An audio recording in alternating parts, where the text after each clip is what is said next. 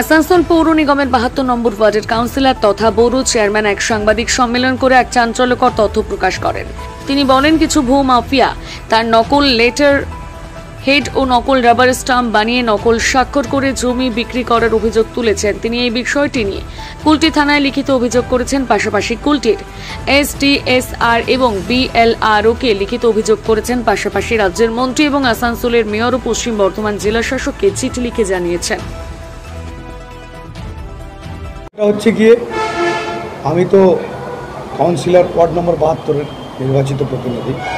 এবার জমি জমা সংক্রান্ত ব্যাপারে বা আদার্স কোনো ব্যাপারে যে লিগেল ইয়ারের প্রয়োজন হয়, সেই লিগেল ইয়ার অ্যাজ পার রুল গভর্নমেন্ট নিয়ম অনুযায়ী court affidavit first class magistrate করবে, তারপর কাউন্সিলর সেটা সই করবে, তার নম্বরটা অ্যাড করে পড়বে।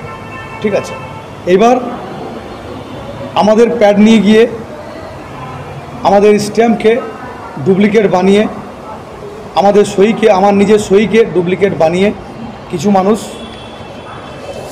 জমি রেজিস্ট্রি যে দলিল আছে এই দলিলে ওটাকে সাবমিট করে বিএলআরওকে অন্ধকারে রেখে এটা করছে।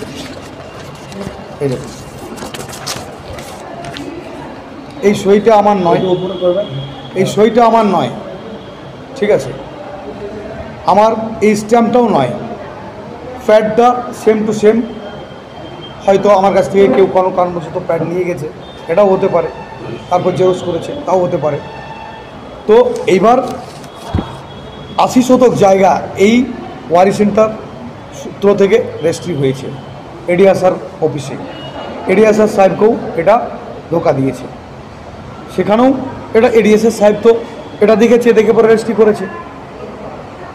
এইবার বলুন, এরকম যদি কাজ করে থাকে তাহলে নিশ্চয়ই আরও অনেক কাজ এরকম করেছে।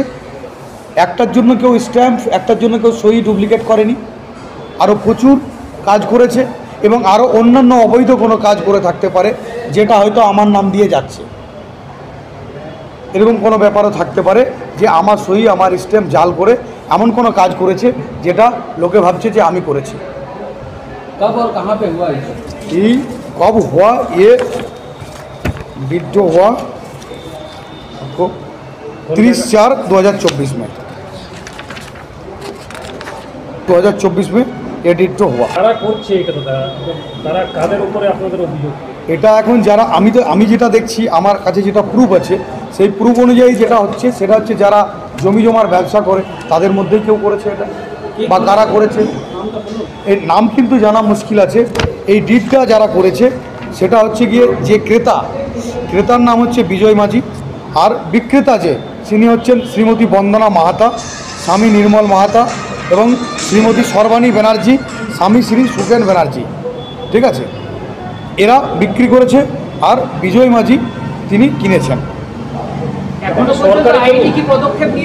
আমি আইনি পদক্ষেপ নিয়েছি, আমার কাছে সমস্ত ডকুমেন্টস রয়েছে, অলরেডি কেস হয়ে গেছে কুলটি থানায়, কেসের কপি রয়েছে।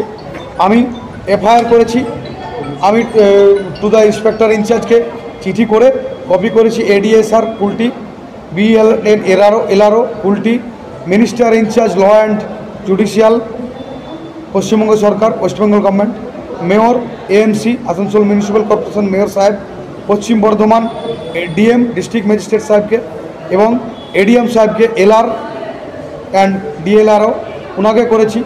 আমি এমএলএকে কপি করেছি, আমাদের লোকাল এমএলএকে। ঠিক আছে, তো এর পরবর্তী পদক্ষেপ অলরেডি এখন কেস হয়ে গেছে।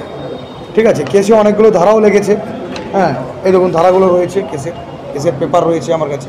আপনি কুলটির হয়েছেন, তো আপনারা একটা অন্তর্তদন্ত করেননি কারা এটা করছে? আমরা অন্তত করার চেষ্টা করছি, কিন্তু বাই নেম এখনও পর্যন্ত আইডেন্টিফিকেশান করতে পারিনি। আমরা চেষ্টা করছি আমরা নিজেরাও কোনোরকম আইডেন্টিফিকেশান করার। আমাদের লোকজন যারা রয়েছে তারাও এটা চেষ্টা করছে। আমরা কিন্তু আমাদের আইডেন্টিফিকেশান করতে গেলে আমাদেরকে প্রুফ সমেত করতে হবে। এই জন্য আমরা আইনের উপর ভরসা করে, আইনের উপর আস্থা রেখে আমরা আশা করছি আইন এটাকে যথাসময়ে সামনে নিয়ে আসবে। আইনের উপর আস্থা এবং বিশ্বাস যথেষ্ট আছে, আইন নিয়ে আসবে এবং সেই অপেক্ষায় আমরা আছি। আপনার সন্দেহ এরকম ঘটছে? এরকম ঘটনা আমি এখনও পর্যন্ত কারো ঘটেছে বলে জানি না, তবে আমি শুনেছি অশোক পাসওয়ান আমাদের কাউন্সিলর ওর কাগজে হয়েছিল। হ্যাঁ, ওর কাগজ কিছু একটা এরকম হয়েছিল আমি শুনেছি। আমাদেরই সহকর্মী বর্তমানে, ঠিক আছে, অশোক পাসওয়ান, ওনারও কিন্তু এরকম একটা ঘটনা ঘটেছিল। উনি কতদূর কী করেছিলেন আমি জানি না, তবে আমি ব্যাপারটা গুরুত্বপূর্ণ সব জায়গাতে গেছি, যে জায়গাতেই গেছি সে জায়গায় আমাকে বলেছে যে এটা কিন্তু ছোট ব্যাপার নয়, এটা কিন্তু তোমার খুব মানে অ্যাক্টিভভাবে লড়াই করা উচিত এবং যে মেন দোষী তাকে কিন্তু সামনে আনা উচিত। আমি আশা করব সে সামনে আসবে খুব শীঘ্রই, আমরা দেখতে পাবো। আপনি বলছেন যে সরকারি জমি, তাহলে এইভাবে জমি মাফিয়া ডিগ্রি করেছে? মেবি হতেই পারে, যদি আমার সই ডুপ্লিকেট করে মানে আমার স্ট্যাম্প ডুপ্লিকেট করে এরকম করতে পারে, তাহলে তারা সরকারি জিনিস করতেই পারে, আত্মসাৎ করতেই পারে। এই ক্ষমতা যদি একজন মানুষ বেঁচে থাকাকালীন করতে পারে, তাহলে সরকারের জমি, অনেকেই তো অনেক কিছু জানে না, আমিও জানি না কোনটা কোনটা সরকারি জমি। এই জমিটা কি সরকারি জমি? না না না, এটা কারো জমি।